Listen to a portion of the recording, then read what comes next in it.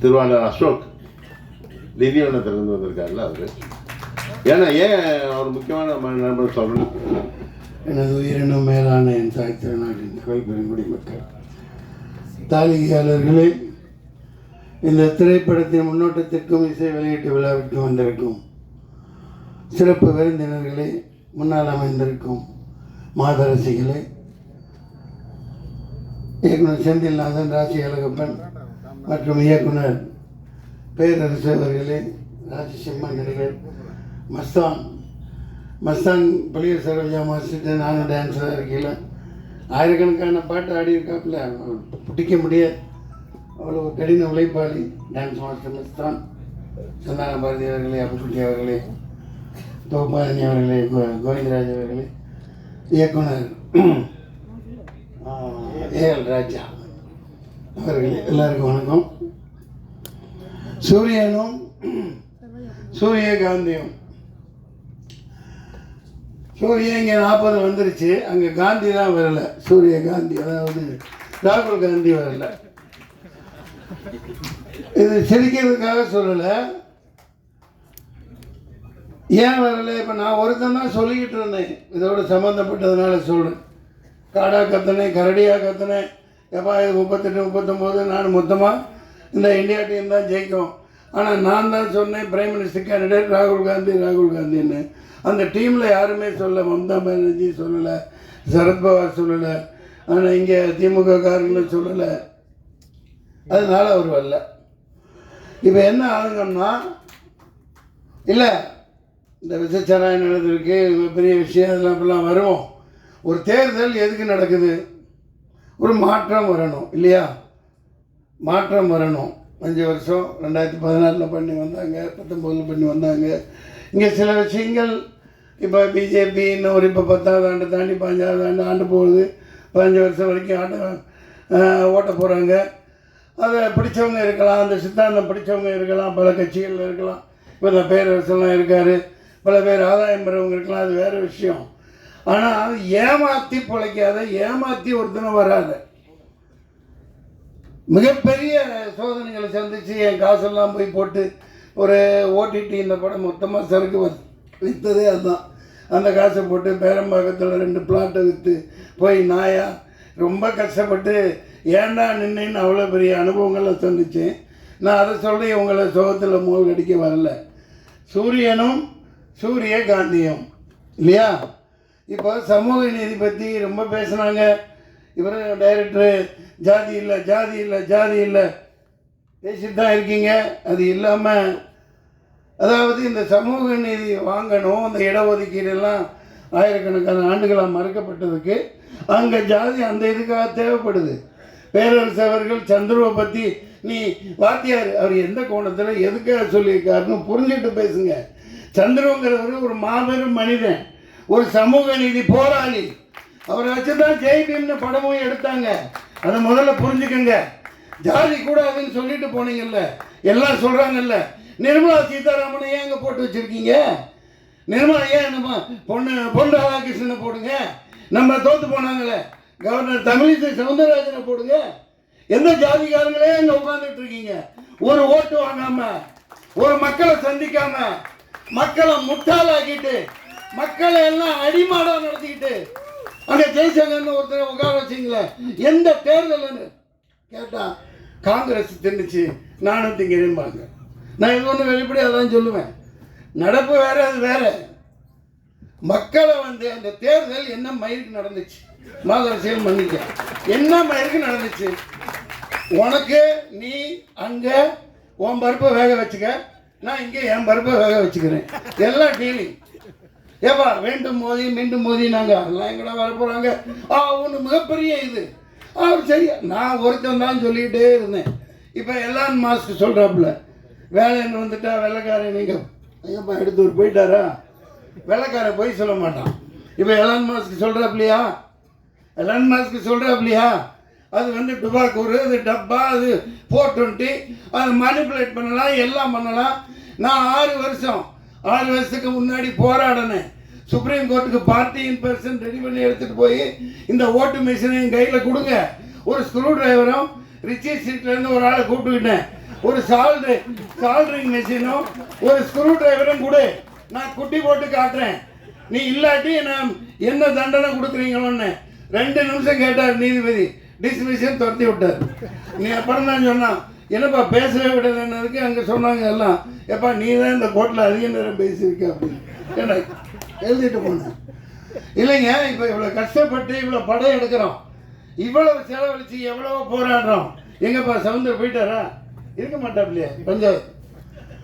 இல்லை இப்போ வந்து எல்லாமே ஒரு பிடிச்சி வச்ச ஒரு, அது என்ன பிடிச்சி வச்ச பிள்ளையாரா, அது பிள்ளையாருன்னு சொல்லக்கூடாதுப்பா, மந்திரிச்சு விட்ட கோழி மாதிரி. இந்த படம் 100 கோடி 500 கோடி குறைஞ்சது 60 கோடி இப்படியெல்லாம் எடுக்கிறாங்க. 70-80 வயசுக்காரங்க ஹீரோவாக நடிக்கிறாங்க. அதுக்குன்னு சில சேனல் இருக்குது, அதுக்குன்னு அந்த டாப்பில் இருக்கிற கம்பெனிகள் இருக்குது. அவங்களால இவங்களுக்கு, இவங்களால அவங்களுக்கு. ஆனால் மக்கள் காசெல்லாம் எல்லாம் கவலைகரம் பண்ணி அரோகரம். பாவம் ரஜினி சாருக்கு இப்போ எனக்கு ஒன்றும் இதெல்லாம் இல்லை, அவர் இல்லாமல் பேச முடியாது. 70-80 வயசில் அவருக்கு பாருங்கள் ஹீரோனி கிடைக்கிறது எவ்வளோ கஷ்டமாக இருக்குது, ரொம்ப கஷ்டம். ஏன்னா இன்னொருத்தர் மொண்டாட்டியாக இருக்கணும், தப்பாக இல்லை நடிகையாக சொல்கிறேன். அது யாருப்பா, ஐஸ்வர்யா ராய், அவங்களுக்கும் வயசாகிடுச்சு, அதுவும் கொஞ்சம் கல்டு தட்டிடுச்சு. இப்போ ரொம்ப கஷ்டப்படுறாங்க ப்ரொடியூசர்லாம், அவங்கள நடிக்கவும் வச்சாகணும், இங்கே இவங்களும் நடிக்கணும். நான் ஏன் சொல்கிறேன்னா, இந்த மாதிரி படங்கள்லாம் நாசமாக போகுது, பார்க்குறதுக்கு ஆள் இல்லை. மக்கள் வந்து காசை வச்சுக்கிட்டு எப்படா வரும், டைகர் படம் வரும், ஒன்றும் உட்கார்றது இல்லை, பில்டப் பண்ணுறாங்க. எல்லாமே பில்டப்லேயே சினிமா போயிட்டுருக்கு. இப்படியே போயிட்டு இருந்தா எப்படி? இப்போ கவுன்சிலர்லேருந்து இவன் எங்கேப்பா இவரு போயிட்டாரா, அவரும் போயிட்டாரா, நம்ம எல்லாம் ஓடி போயிடுவாங்க, நிற்கவே மாட்டாங்க. நம்ம இப்போ இவருப்பா, நம்ம கிழக்கு வாசல் டைரக்டருங்கப்பா உதயகுமார் சார், அவரும் போயிடுவார். அதாவது ஒரு லிங்க் உள்ளவங்க திராவிடம் அது இது என்னென்னமோ பேசுகிறீங்க, அதெல்லாம் சமூக நீதி இங்கே இருக்குது. முதல்ல பெரியார் சொல்கிறீங்க, அவர் அளவுக்கு ஒரு என்னத்தை சொல்கிறது, இப்போ ஆண்டுகிட்டு இருக்க கட்சி பெரியார் அண்ணா சொல்லு, அங்கங்கே கட்டடம் கட்டுறாங்க, 40% கமிஷனை வாங்கிக்கிறாங்க, செலவு வைக்கிறாங்க, என்னென்னமோ கட்டுறாங்க. பெரியார் சொல்கிறபடி அவரோட கூற்றுப்படி நீங்கள் வாழ்றீங்களா? அவர் எவ்வளோ எளிமையாக இருந்தார், தண்ணி கொஞ்சம் கொடுப்போம். பெரியார் எவ்வளோ எளிமையாக வாழ்ந்தார், அந்த மாதிரி நீங்கள் வாழ்றீங்களா? 10 லட்சம் கோடி 20 லட்சம் கோடி சொத்தை சேர்த்துக்கிட்டு அந்த அண்டர்ஸ்டாண்டிங் தான். இப்போ தேர்தல் இது மலமார்த்தனம் பண்ணுறா, அந்த மிஷின் நடக்காது, அழகா 100-270 குத்தி வச்சுட்டு கேட்பாங்க சில பேர் முட்டாள்தனமாக, பேர் என்ன குடிக்கலப்பா நான் இன்னும் எப்படிப்பா இது, அது எப்படி இங்கெல்லாம் இவங்கெல்லாம் எப்படி ஜெயிச்சாங்கோ, நீங்களும் அப்படித்தான், அந்த மாதிரி கேட்பாங்க. அவன் என்ன அவ்வளோ முட்டாளா? 10 வருஷம் ஆகிட்டு 11வது வரை உட்காருவேன், சரியாக அங்கங்கே எங்கெங்கே குத்தி வைக்கணுமோ, ராம்பூர் இந்த பூர் என்ன 270 இதில் என்னென்ன பண்ணி வைக்கணுமோ. விளையாட்டு இல்லை, 6.5 லட்சம் மெஷின் ரிப்பேராக போயிருக்கு, அதை ரிப்பேர் பண்ணியிருக்கான். இது எங்கேயாவது நீங்கள் போட்டிங்களா? நீங்கள் பதில் சொல்லுங்க. 6.5 லட்சம் எப்பா நீ ஆர்டர் கொடுத்து வாங்குறீங்கள, ஒரு மிஷின் ரிப்பேர் ஆனால் பரவாயில்ல, 6.5 லட்சம் மிஷின் எப்படி ரிப்பேர் ஆகும்? திறந்து பிரித்து அது என்னென்னமோ வைக்கணுமோ வச்சு ரிமோட்டெல்லாம் எல்லாம் பண்ணி, இந்த பைஜெக் ஆரம்பத்துலேருந்து சண்டை போட்டுதாங்க இருக்குது. இந்த நந்தினின்னு ஒரு பொண்ணு எவ்வளவோ அப்பா கூட சண்டை போடுது, ஒருத்தே இல்லை, லட்சக்கணக்கான வக்கீல் போகிறான்னாங்க, என்ன தெரியல. நீ இங்கே ஆடிட்டு போ நல்லபடியா. அது 50 வருஷம் ஆண்டாப்புல துக்ளக் ஆண்டான், முகமது பின் துக்ளக் 50 வருஷம் 49 முக்கால் வருஷம் அவுரங்கசீப் ஆண்டார். அதுக்கு அந்த காலகட்டம் வேறு. ஆனால் மக்கள் அமைதியாக வாழ்ந்தாங்க, எல்லாம் சந்தோஷமாக வச்சுருந்தாங்க. எல்லாம் நாசம் பண்ணிக்கிட்டு ஜிஎஸ்டி லொட்டு ஒஸ்கே பணம் இல்லாமல் மக்களை கொலை பண்ணி வாட்டி உதச்சி இப்போவும் ஆஸ்பத்திரிகளுக்கு எடுத்து வச்சுட்டாங்க கொரோனான்னு சொல்லிட்டு. பிரச்சனைகளை பேசணுமா இல்லையா? குழந்தை பிறகுற எல்லா இடம் சிட்டியில் நீங்கள் பாருங்கள், கொரோனாக்கு அப்புறம் எல்லா ஆஸ்பத்திரியுமே இன்னைக்கு பேசுவாங்க. ஆனால் சிசேரியன் இல்லாமல் 99% சிசேரியன் வைக்கிறான். அவங்களுக்கு தேவை காசு. அதுக்கப்புறம் கொண்டு இன்குபேட்டர் வைக்கிறது, அங்கே வைக்கிறது, நிமோனியா, ஜாண்டிஸு. இது கொஞ்சம் வருஷத்துக்கு முன்னாடியெல்லாம் அப்படி இல்லையே. எங்கள் யாராவது எல்லாம் ஆஸ்பத்திரியில் பிறந்த மாதிரிங்களா? யாரோ செவிலி தாய் வரும், போட்டு 10 ரூபா வாங்கிட்டு போயிருக்கோம் அந்த காலத்தில், அப்புறம் 100 ரூபா வாங்கிட்டு போவாங்க. குடல் சுத்திக்கிச்சு கழுத்தில். எத்தனை குழந்தைகளுக்குடா குடல் சுத்தம் சார்? அநியாயம் பண்ணுறாங்க கொரோனாக்கு. ஏன்னா அதுக்கு இந்த பிரதமர் மோடியோட ஒரு பேச்சு கேளுங்க. என்ன சொன்னார்? இது பூஸ்டர் ஊசி போடு, அதுக்கப்புறம் ஹார்லிக்ஸ் ஊசி போடு, அதுக்கப்புறம் என்ன பாருங்க அது ஊசி. கடைசியில் பார்த்தா ஒப்பந்தம் என்னென்ன 5000 கோடி 10,000 கோடி எவ்வளோ இந்த தேர்தல் பத்திர டொனேஷனுக்கு அந்த கம்பெனிக்காரன் கொடுத்துருக்கான். அப்போ மக்கள் எல்லாம் ஆட்டு மந்தைகளை விட நாயோட கேவலமாக தானே நடத்துறீங்க. எத்தனை பேர் உயிர் வேலை போச்சு. இப்போ விசச்சாராயன் ஒரு பேர் செத்துட்டான். சரி, இது தெரியுது இந்த நாட்டில் இவன் விற்கிற சரக்கு விசச்சாராயத்தை விட மோசமானது. அவன் 2 வருஷம் கழிச்சு சாவான். இன்னைக்கு பேசிட்டு இருக்க நேரத்தில் 100-200 பேர் தமிழ்நாட்டில் செத்துருப்பான். அது தெரியாது. ஏன்னா குடிச்சுதான் சேர்த்தான் போயிட்டாப்புல இல்லையா? மதுவை ஒழிக்கணும், ஒழிச்சே ஆகணும். நீ தென்னை மரம் வளரு, பண்ணை மரம் வளரு, அதில் நீ அது என்னப்பா கல் ஆரோக்கியமானமாவை பணம் பாலெல்லாம் கிடையாது கல். இப்போ ஷாம்பைன் 15,000 16,000 ரூபாய்க்குலாம் பாட்டில் விற்கிறாங்க. அது என்ன? கல்லோட பதப்படுத்தப்பட்ட கல் தான் அது ஷாம்பைன். நீ தமிழ்நாட்டில் இந்த மாதிரி குவாலிட்டியாக கொடுன்னு தான் சொல்கிறேன். மது டோட்டலாக இந்த டாஸ்மாக் இழுத்து மூடு, இந்த சரக்கோட சேர்த்து அதையும் இழுத்து மூடு. பேசித்தான் ஆகணும். இது ஜாதி பேசுகிறீங்கல்ல, இங்கே வாங்க முன்னாடி. சில பேர் பேச சொன்னால் ஜாதி ஒழிக்கணும். எதுக்கு? சமூக நீதி இன்னைக்கு கிடைக்கலையே. கட்சியில் சமூக நீதி இல்லை, எல்லாத்துக்கும் தரமாட்டேங்கிறீங்க. நான் போய்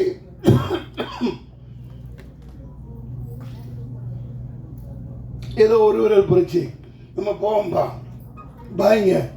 4 லட்சம் பேர் உருது முஸ்லீம்ஸ் இருக்காங்க எங்க வேலூரில்.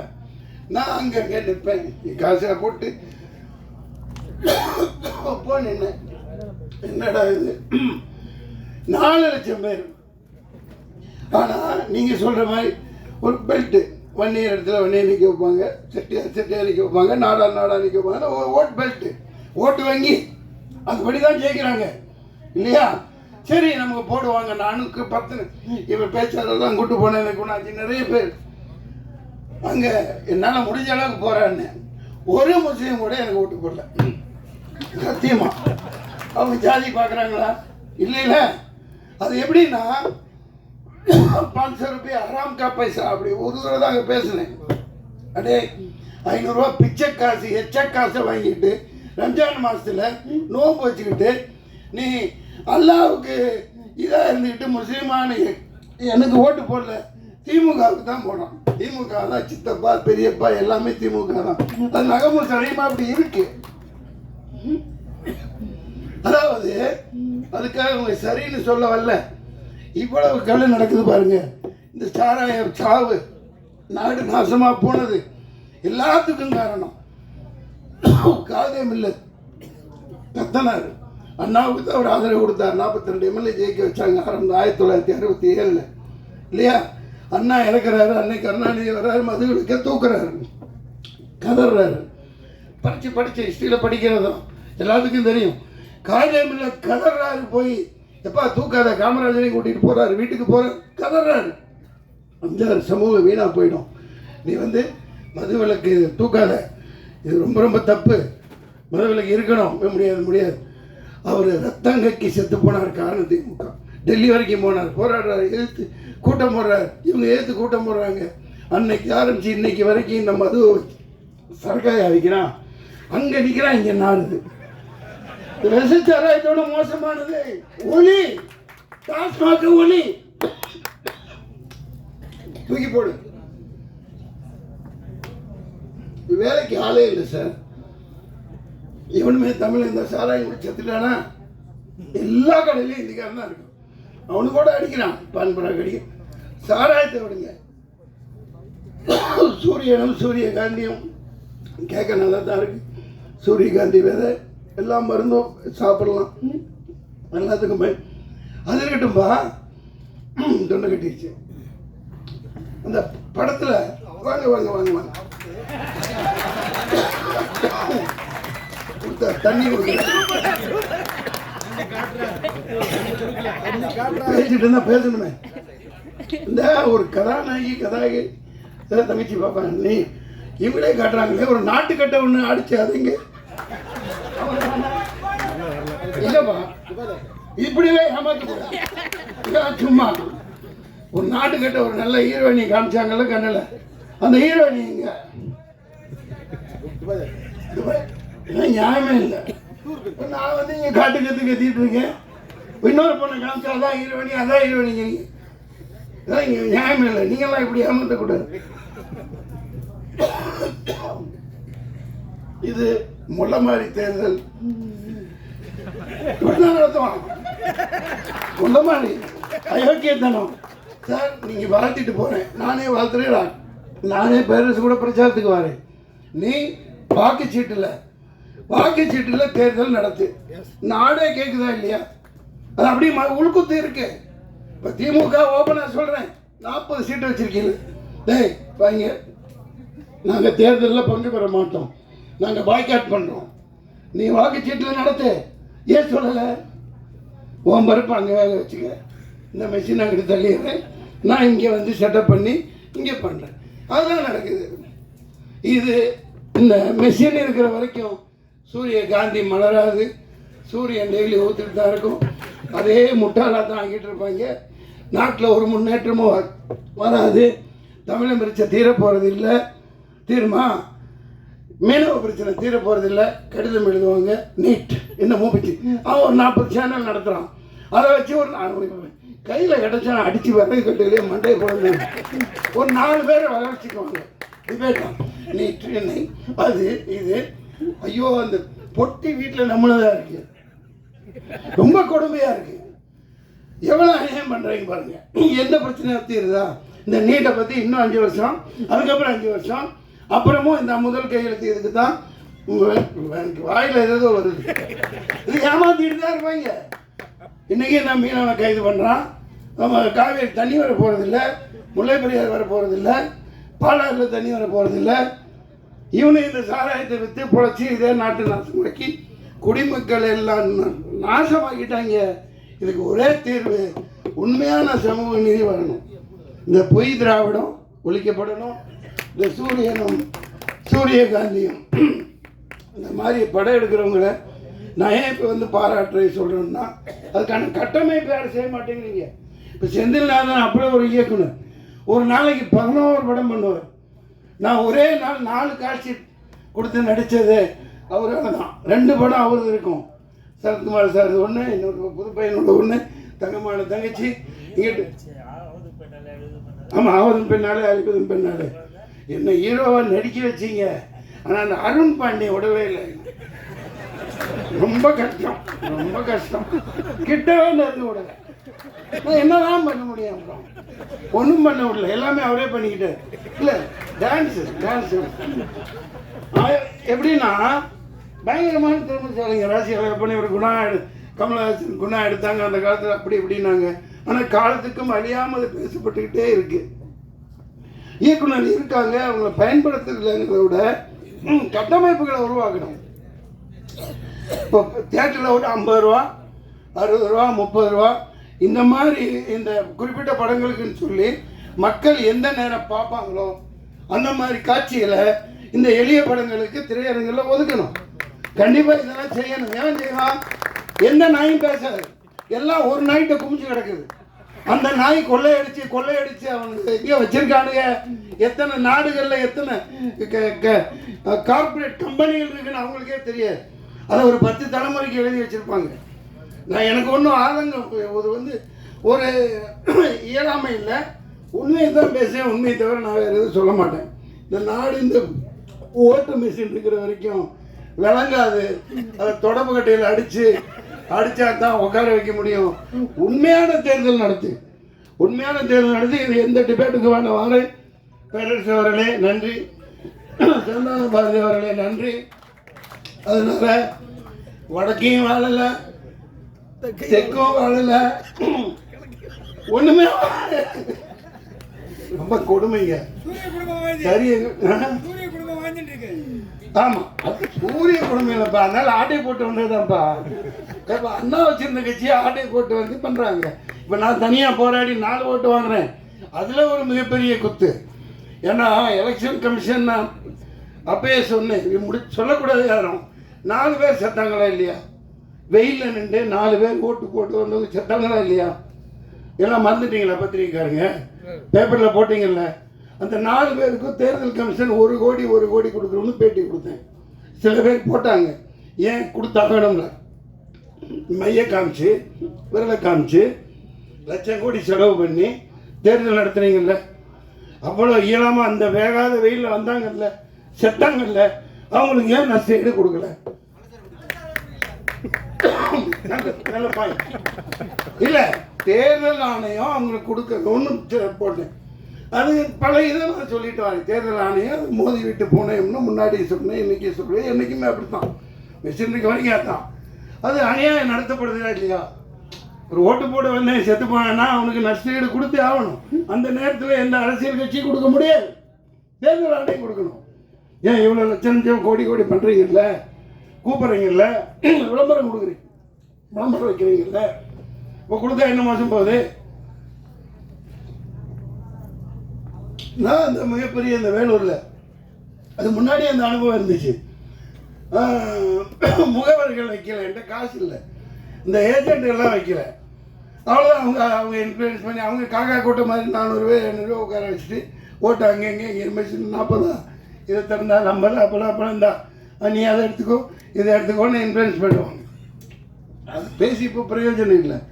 ஆனால் நியாயம் தர்மம் என்னைக்கு ஜெயிக்கணும், உண்மையான ஒரு ஜனநாயகம் மலரணும், அதுதான் என்னோட ஆசை. இந்த சந்தான பாரதி சார் நடிச்சிருக்காங்க. இந்த படம் இல்லைங்க, நிறைய படம் இல்லைங்க, டெய்லி விழா நடக்கணும். நல்ல திறமையானவர்கள் ராஜாங்க, நீங்களே நடிச்சுக்கிட்டே இருந்தா எப்படி? நீங்களும் அந்த பாட்டில் நடிச்சிருக்கீங்கல்ல, சரி நல்ல திறமையானவர். நிறைய திறமைசாலிகள் நம்ம கேரளாவில் இருக்கிற மாதிரி இங்கே வரமாட்டேங்குது. வந்தால் பயன்படுத்துக்கான கட்டமைப்புகள் உருவாக்கணும். 500 ரூபா கொடுத்து இப்போ தேட்டருக்கு போனால் 2000 4000 5000 ரூபாய் அது ஒரு குடும்பத்துக்கு குறைஞ்சபட்சம். இந்த மாதிரி சின்ன படங்களுக்காக, சின்ன படங்கள்னு பிரிக்கிறது இல்லை, ஆட்டோமேட்டிக்காக அதை பார்த்தா தெரிஞ்சிடும், ஓகேப்பா, அந்த மாதிரி பண்ணி தர மாட்டேங்கிறாங்க. பெரிய எந்த பணக்காரனுக்கு உதவ மாட்டான். இப்போ வேட்பாளர்கள் நின்று ஆளுகளை எடுத்து பார்த்துக்குங்க, ஜெயிச்சு வந்தவன் எல்லாம் கோடீஸ்வரன், பரம கோடீஸ்வரன் தான் ஜெயிச்சு வந்திருக்கான். ஆந்திராவிலேருந்து பல இடத்துல பல லட்சக்கணக்கான கோடிகளை சொத்தாக வச்சுருக்கவன். அவன் எப்படி ஏழைக்கு உதவுவான்? அவன் எப்படி உதவுவான்? கட்டமைப்பு இல்லை. ப்ரொடியூசர் கவுன்சில், நடிகர் சங்கம், இதெல்லாம் ஒரு இந்த பெப்சி, அவங்க தொழிலாளர்களுக்கு சம்பளம் வாங்குற அதே நோக்கில் படம் ஓடுறதுக்கும் அவங்க உதவணும், இது குரல் கொடுக்கணும், செய்யணும். அது செஞ்சால் குறைஞ்சபட்சம் ஒரு என்டர்டெயின்மெண்ட்டுப்பா. பொங்கல் அது இது பொங்கல் இதாக விழாவாக அந்த ஒரு குறிப்பிட்ட ஹீரோ சாரையாக போய் கூட்டுறான், அவன் போட்டு அவன் அள்ளிட்டு அவருக்கு ஓடிச்சு இவருக்கு ஓடிச்சுங்கிறான். அவன் யாருக்கு ஓடல, மக்களோட பணத்தை சுரண்டுறாங்க. சாராயத்தில் சுரண்டுற மாதிரி சினிமாவில் சுரண்டுறாங்க. இந்த மாதிரி படங்களை ஓடணும், அப்படி சுரண்ட முடியாது. எல்லாரும் வரணும், எல்லாத்துக்கும் எல்லாமும் கிடைக்கணும். நன்றி, வணக்கம்.